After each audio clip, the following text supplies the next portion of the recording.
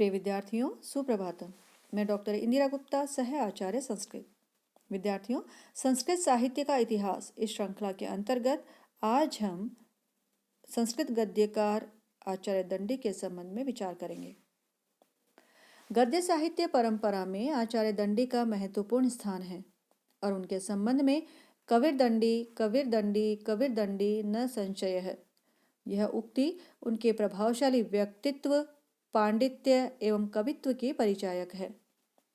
अवंती सुंदरी कथा में दिए संदर्भ से दंडी के वृत्तांत की जानकारी होती है और उनके अनुसार भारवी दंडी के प्रपितामह दामोदर के मित्र थे। दंडी के पिता का नाम वीरदत्त तथा माता का नाम गौरी था और इनके माता पिता बाल्यकाल में ही दिवंगत हो चुके थे। भारवी की चौथी पीढ़ी में इनका जन्म हुआ और जन्म से ये ब्राह्मण थे जो कि कांची नरेश के आश्रित थे। अन्य संस्कृत कवियों के समान दंडी का आविर्भाव काल भी विवादास्पद है और उनके स्त्री काल के विषय में अद्यावधि एक मत नहीं है। सभी विद्वानों की मान्यता है कि 6वीं शताब्दी से 9वीं शताब्दी के मध्य दंडी हुए होंगे। पंडित बलदेव उपाध्याय एवं हरिदत्त शास्त्री का मत है कि 9वीं शताब्दी के ग्रंथों में दंडी का नामोल्लेख पाए जाने से निश्चित है कि उनका समय 9वीं शताब्दी के पीछे कदापि नहीं हो सकता। दंडी रचित काव्यादर्श पर प्रभाव तथा अंतःसाक्ष्य के आधार पर दंडी 845 ईस्वी के पूर्व ही रहे होंगे। काव्यादर्श में भर्तृ के वाक्पदीय के अंशों पर विवेचन है, अतः निश्चय ही दंडी भर्तृ के बाद हुए हैं। काव्यादर्श में उल्लिखित राजवर्मा को नरसिंह वर्मा का उपनाम मानकर ही इतिहासकारों ने इन्हें पल्लव राज नरसिंह वर्मा के बाद माना है। ये कहें कि 690 से और 715 के मध्य माना है। दंडी की समय सीमा सामान्यतः 7वीं शती का अंत तथा 8वीं शती का प्रारंभ माना जाता है। दंडी विरचित 3 कृतियां तीनों लोकों में प्रसिद्ध है, ऐसा राजशेखर ने सारंगधर पद्धति नामक ग्रंथ में उल्लेख किया है। त्रयो अग्नयः त्रयो देवाः त्रयो वेदाः त्रयो गुणाः त्रयो दंडी प्रबंधाश्च त्रिषु लोकेषु विश्रुतः। और ये 3 रचनाएं हैं काव्यादर्श, अवंती सुंदरी कथा तथा 10 कुमार चरित। इनमें से काव्यादर्श अलंकार शास्त्रीय ग्रंथ है तो 10 कुमार चरित एक उत्कृष्ट गद्य काव्य है।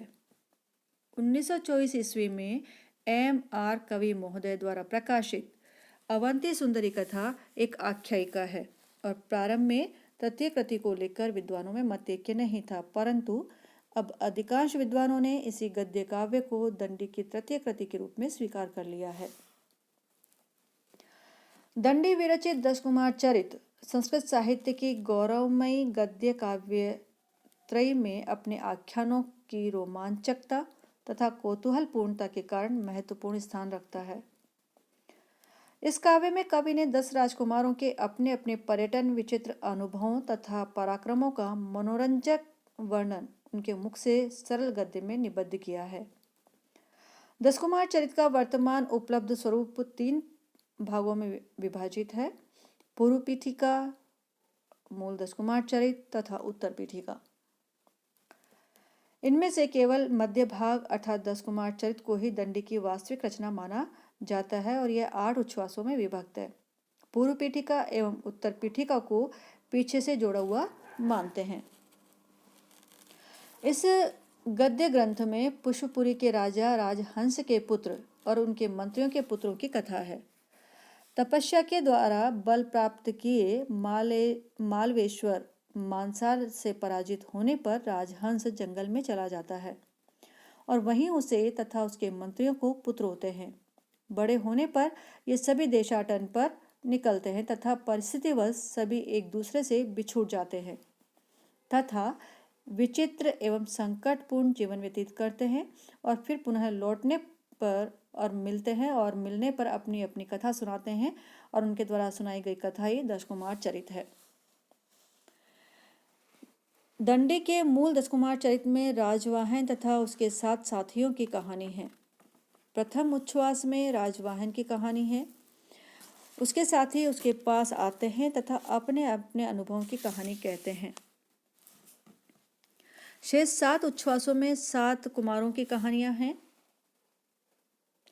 प्रथम कहानी में अपहार वर्मा का चरित्र है, जो मनोरंजक और सबसे बड़ा है। दूसरी कहानी भी अपहार वर्मा की कहानी है, किंतु यह विशेष रोचक नहीं है। चौथी कहानी के रूप में अर्थपाल की कहानी है। पांचवें में प्रमिति की कथा है। छठे में मित्रगुप्त का चरित्र है। सातवीं कहानी मंत्रगुप्त की है और अंतिम 8वें उच्छ्वास में विश्रुत का चरित्र है।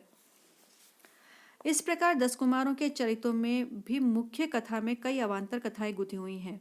जैसे अपहार वर्मा की कहानी में तपस्वी मरीचि और गणिका काम मंजरी की कथा के साथ ही जैन भिक्षु की आत्मकथा भी है।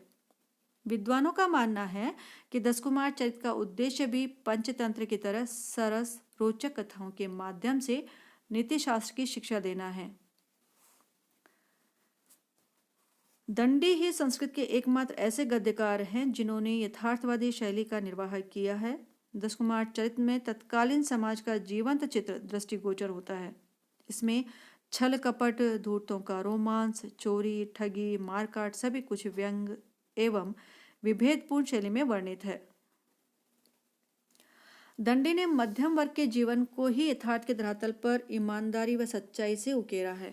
इसमें जादूगर, चंचल तपस्वी, जैन क्षपणक, राजकुमारियां, राज्य भ्रष्ट राजा, वैश्याएं, कुटिनियां, नर्म व्यापार, भिक्षुक भिक्षुणियां, चोर, प्रेमी सभी का चरित्र बहुत जीवंत, सहज और यथार्थ है। दंडी ने आदर्शवाद या सामाजिक मूल्यों का भी परित्याग नहीं किया है, इसलिए इसमें कहीं मर्यादाहीन वर्णन नहीं है। दंडी के यथार्थवादी नारी चित्रण के कारण उन पर अश्लीलता का आरोप भी लगाया जाता है, किंतु यह उचित नहीं है। डॉक्टर भोलाशंकर व्यास के अनुसार यदि श्रीहर्ष और जयदेव अश्लील नहीं माने जाते तो दंडी अश्लील क्यों हैं?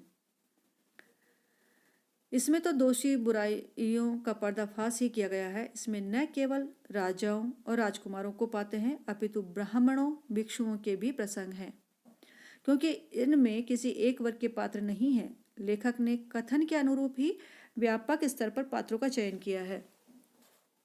भाषा शैली एवं वर्णन शैली पात्रों के अनुरूप सरस प्रवाह में है। चरित्र चित्रण में विविधता तथा स्पष्टता है। पात्रों की संख्या में बहुलता होने पर भी घटनाओं में कुतूहलता है। रचना कौशल दर्शनीय है। कथा में कहीं हास्य है तो कहीं चुटिला व्यंग और कहीं गंभीरता। दंडी की रचनाएं प्रमुख रूप से वैदर्भी शैली में लिखी गई हैं, इसलिए उनका जो पद लालित्य है वो प्रसिद्ध है। दंडी ने है पद लालित्यम। उनकी यह विशेषता उनके साहित्य गौरव की अभिवृद्धि ही करती हैं। दंडी वैदर्भी रीति के आचार्य हैं। समस्त पदों की न्यूनता तथा माधुर्य व्यंजक वर्णों का प्रयोग दंडी की गद्य शैली में प्रमुख विशेषताएं होती हैं।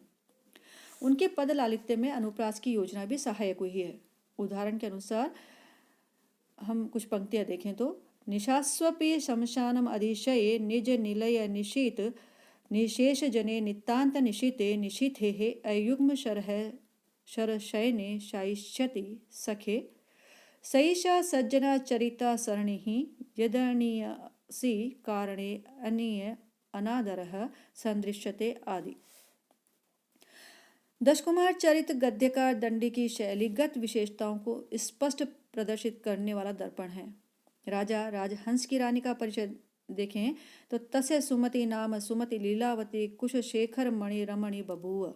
यहाँ दंडी का शब्द विन्यास मणि की भांति ही सुगमता से अर्थ को अक्षी गोलक से मानस प्रदेश तक पहुंचा देता है। राजा राजहंस के वैशिष्ट्य वर्णन से विशिष्ट सुषमामयी भाषा शैली का प्रयोग इस प्रकार है। अनघरत याग दक्षिणा रक्षित शिष्ट विशिष्ट विद्या संभार भार भू सुर निकरा राजहंस नाम घन दर्प कंदर्प सौंदर्य हृद निर्वद्य रूपो भूपो बभुव। इन स्थलों पर दंडी ने अनुप्रास यमक तथा शब्दों की पुनरावृत्ति के द्वारा पद लालित्य की योजना की है।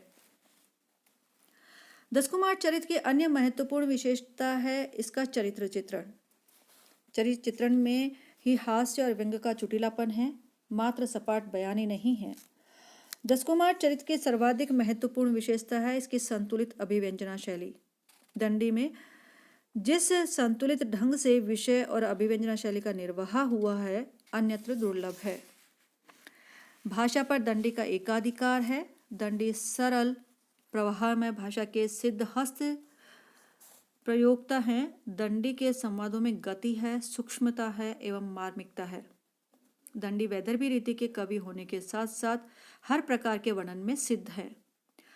नक्शे का वर्णन हो या प्रकृति वर्णन, सूर्य वर्णन हो या सूर्यास्त, दंडी के लेखनी से छोटी सी भी चीज को बड़ी बारीकी से कैनवास पर उकेरा गया है। विस्तृत का राजनीति वाला अंश विद्वानों को बाण के सुकनासोपदेश की तरह स्वाभाविक एवं उपयोगी अंश प्रतीत होता है। दंडी का ज्ञान बड़ा व्यापक है, कल्पना की सीमा नहीं है, काव्य कला पर असाधारण अधिकार है। दंडी वास्तव में ज्ञान के विश्वकोश है। इनकी एक कृति ही विषयगत विविधता से भरी पड़ी है। यह सही है कि दंडी की शैली सरल, स्वाभाविक तथा स्फीत है, फिर भी कई स्थानों पर दंडी ने भाषा को कलात्मक कृत्रिमता से जकड़ दिया है। डॉक्टर भोलाशंकर व्यास के शब्दों में कहें तो कुल मिलाकर दंडी का विषय चयन, शैली और अभिव्यंजना अति के दोषों से मुक्त है। उन्हें संयम तथा अनुपात का सदा ध्यान रहता है।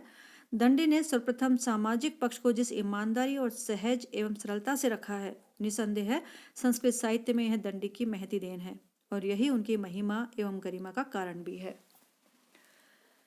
अंत में निष्कर्ष के रूप में यह कहा जा सकता है कि कथाओं में प्रवाह, आनुषंगिक वर्णनों तथा कथानक में सम्यक संतुलन, शिष्ट हास्य और व्यंग्य, यथार्थ के साथ आदर्श का अद्भुत समन्वय, चुभते हुए चित्रण, रसानुकूल शब्द योजना, मजी हुई सरल सुबोध भाषा तथा प्रसाद युक्त जो प्रसाद गुण है उससे युक्त अकृत्रिम शैली दंडी की काव्यकला की मुख्य विशेषताएं हैं। परवर्ती संस्कृत गद्यकारों का यह दुर्भाग्य रहा है कि वे दंडी की स्वाभाविक शैली का अनुकरण नहीं कर पाए। दंडी सचमुच सरल संस्कृत गद्य के आदर्श है। दंडी के इन्हीं विविध गुणों के से आकृष्ट समालोचकों ने दंडी की बहुविध प्रशंसा की है और किसी ने कबीर दंडी, कबीर दंडी, कबीर दंडी न संशय है कहकर संपूर्ण संस्कृत साहित्य का एकमात्र कवि दंडी को घोषित किया है, तो किसी अन्य आलोचक ने दंडी को वाल्मीकि तथा व्यास के समकक्ष भी बतलाया है। जाते जगति वाल्मीकौ कविरित्यभिधावहवत् कवि इति ततौ व्यासे कवयस्त्वयि दंडिनी। धन्यवाद।